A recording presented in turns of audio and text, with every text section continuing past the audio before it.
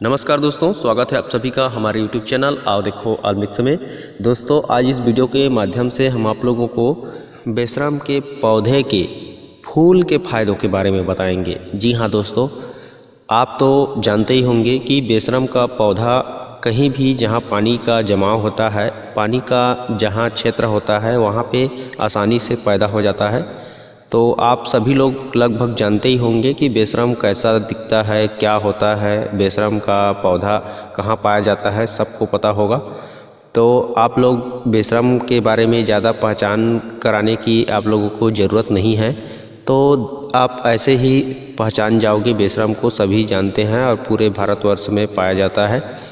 तो दोस्तों, देख कर के इसे समझ लीजिए और ध्यानपूर्वक मैं जो बता रहा हूँ उसे ध्यान से सुनिएगा। इसके फूल का एक बहुत अद्भुत फ़ायदा है। अगर आप इसके फूल के फ़ायदे के बारे में जान जाओगे तो सच कहता हूँ, आपके बीवी बच्चे, आपकी घर में जो भी औरतें हैं, माँ बहनें हैं, जिनको भी तकलीफ़ होगी उनको ये तकलीफ़ से मुक्ति मिल जाएगी। तो इसी के बारे में मैं आज आप लोगों को बताऊंगा कि यह क्या एक ऐसी बीमारी को दूर करता है जिससे आपके घर के सारी औरतों की समस्या को ख़त्म कर सकता है। तो दोस्तों, बने रहे वीडियो के साथ। अगर पहली बार देख रहे हैं हमारे चैनल में तो चैनल को सब्सक्राइब करके हमारे साथ जुड़ सकते हैं। वीडियो पसंद आने पर लाइक कर सकते हैं और शेयर कर सकते हैं। तो चलिए मैं बताता हूँ आज आप लोगों को इसके फूल के एक ज़बरदस्त फ़ायदे। तो बेशरम के फूल के फ़ायदों के बारे में आपको बताने से पहले मैं आप लोगों को एक छोटी सी बात और बताना चाहता हूँ, ताकि आप इसकी अहमियत को और अच्छे से समझें और अपने जीवन में उपयोग करें। तो क्या है दोस्तों कि हमारे गांव में एक डॉक्टर है जो कि मेरा दोस्त भी है। तो उसी ने बताया मुझे, तब मैं उसको इसके बारे में बताया। ठीक है, तो उसने बोला कि एक मेरा पेशेंट है, उसको मैं जिला अस्पताल ले गया। क्योंकि उसके जो योनि द्वार होता है वहाँ पे उसके छोटे छोटे दाने आ गए थे, इन्फेक्शन आ गया था, बहुत जलन हो रही थी, पीड़ा हो रही थी और रक्तस्राव भी हो रहा था कभी कभी। तो इस तरह का प्रॉब्लम हो रहा था उसे और वह दर्द के मारे मतलब क्या बताऊँ, किसी को कुछ कह नहीं पाती थी और सह नहीं पाती थी। तो इस तरह से बहुत परेशानी में थी। तो उस डॉक्टर को वे लोग बताए, उसके घर वाले लोग। तो वहाँ जिला अस्पताल जाने के बाद उनको वो सब चीज़ दिखाने को, प्राइवेट पार्ट को दिखाने के लिए बोली गई। तो वह झिझक रही थी क्योंकि गांव की देसी मैडम थी, वो सब ये सब चीज़ में बहुत मतलब हिचकिचाती हैं, शर्माती हैं, तो नहीं दिखा रही थी। फिर बार बार प्रेशर डालने पर, बार बार फोर्स करने पर दिखाई। तो वहाँ बहुत सारे टेस्ट के लिए उनको बोला गया, जाओ सिक्लिन टेस्ट करवा के आओ, ब्लड टेस्ट करवाओ और पेशाब, यूरिन, दुनिया भर का टेस्ट बोल दिया गया। और बहुत से उनका मतलब इधर उधर का फिजूल खर्चा भी हो गया। तो परेशानी भी बहुत उठानी पड़ी और ख़र्चा भी बहुत हो गया। और वे लोग वहाँ से आ गए शाम को, सुबह गए थे तो शाम को आ गए। तो इस तरह से वे लोग परेशान हो गए। आने के बाद मतलब मुझसे मिला डॉक्टर, तो मुझे बताया कि इस तरह से प्रॉब्लम हुआ था मेरे पेशेंट को, तो हमने उसको जिला अस्पताल ले गया था।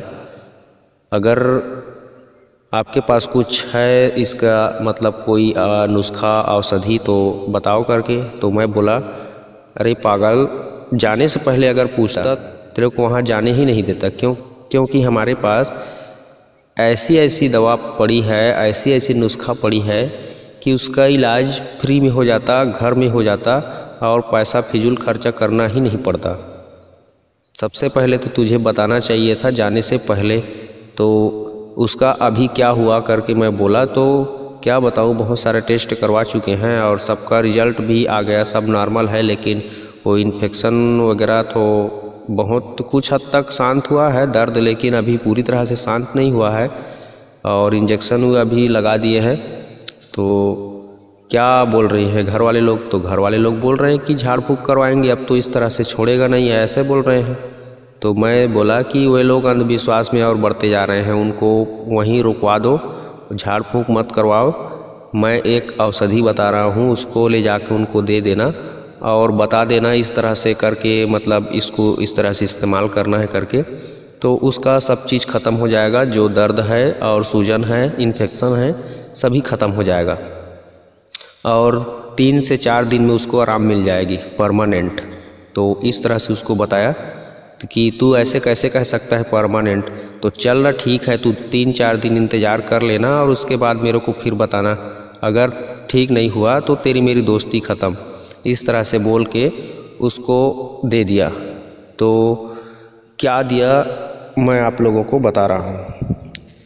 ये जो आप बेशरम का फूल देख रहे हो, इसका फूल मैं तोड़ करके उसको दिया और बोल दिया कि इसके फूल में कुछ मात्रा में आप नीम का पत्ता मिला देना, कुछ मात्रा में निर्गुंडी का पत्ता मिला देना और कुछ मात्रा में बेल पत्र मिला देना। ठीक है, आप गिन कर रख लीजिए। आप भी इसको इस्तेमाल करना चाहोगे तो निर्गुंडी का पत्ता, नीम का पत्ता और बेल पत्र और ये बेशरम का फूल, इन चारों चीज़ों को एक साथ बराबर ले लीजिए और एक साथ मिक्स करके एक बर्तन में रख लीजिए। अब आप खरीद करके किसी स्टोर से, दुकान से फिटकरी ले आइए खरीद करके, छोटा टुकड़ा, उस फिटकरी को इसमें डाल दीजिए। इन चारों पत्तों के जो काढ़ा तैयार करोगे उसमें डाल देना। उसके बाद उसको इतना पकाओ कि पकते पकते फिटकरी पूरी तरह से उसमें जल जाए, घुल जाए, पूरे पत्ते का रस निकल जाए और फिटकरी घुल जाए। घुलने के बाद उसका जो अवशेष बचेगा, रस बचेगा, काढ़ा बचेगा, उस काढ़े को आप रख लीजिए। पूरे 1 दिन के इस्तेमाल के लिए है ये। तो इस तरह से आप 3-4 दिन उस पानी से आप योनि के जो भी प्रॉब्लम है, योनि द्वार में जो भी इन्फेक्शन है, वहाँ प्राइवेट पार्ट को हर दिन इससे धुलाइए, हर दिन इससे मतलब वहाँ पे साफ़ सफाई करवाइए इस जल से, इस काढ़े से। तो कैसा भी इन्फेक्शन होगा, कैसा भी प्राइवेट पार्ट का कोई भी खुजली होगा, ख़त्म हो जाता है। 3 से 4 दिन में, और आपको आराम भी मिल जाता है और धीरे धीरे वहाँ का जो सूजन और जलन होता है और मस्सा टाइप का रहता है वह भी सूख जाता है और व्यक्ति आराम से बड़ी आसानी से इसको कर लेगा। कोई भी मतलब किसी की भी पत्नी, माँ, बहनें, बेटियाँ जिसको भी होगी वो आराम से कर लेगी। रुई को डुबा लेना, इस्तेमाल करने से पहले रुई को डुबा करके उसमें अच्छे से, मतलब रुई को डुबा करके उसको लगाना जहाँ पे जो प्रॉब्लम है वहाँ पे। तो इस तरह से करने पर आपको कुछ भी खाना भी नहीं पड़ेगा, पीना भी नहीं पड़ेगा, बस इसको लगाने से ही आपकी सारी समस्या ख़त्म हो जाएगी और आप आराम हो जाओगे और आपको कहीं इधर उधर की चक्कर काटने की कोई ज़रूरत नहीं है। तो इस तरह से मैं बताया। तो सच में दोस्तों उस डॉक्टर ने ऐसा ही किया, मेरे दोस्त ने।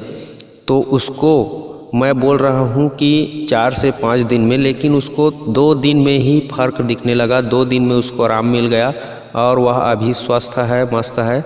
और उनसे पूछा गया कि आप इस तरह से कैसे इसको जानते हो, तो मैंने बताया कि मैं नहीं जानता हूँ, जो ग्रंथों में लिखा है, किताबों में लिखा है, उसको मैं बताया हूँ। तो आप भी इसे करके देख सकते हो दोस्तों। इस तरह से आपको लाभ अवश्य मिलेगा और इस ज्ञान को ज़्यादा से ज़्यादा शेयर करना ताकि हर किसी को फ़ायदा मिल सके। अगर आप सोच रहे होंगे कि अगर बेशरम का फूल ना मिलाया जाए तो क्या होगा, तो बिल्कुल मैं आप लोगों को बताना चाहता हूँ, अगर बेशरम का फूल ना मिलाओ या फिर इसमें से किसी भी एक चीज़ को आप हटा दो तो उतना काम नहीं करेगा जितना उसको करना चाहिए। चारों चीज़ और मतलब 5 चीज़ मिल करके, फिटकरी और नीम का पत्ता और बेशरम का फूल और निर्गुंडी का फूल, निर्गुंडी का पत्ता और बेलपत्र, इन सब को मिलाने के बाद ही आपको बहुत अच्छा रिजल्ट मिलेगा और बहुत अच्छा फ़ायदा होगा।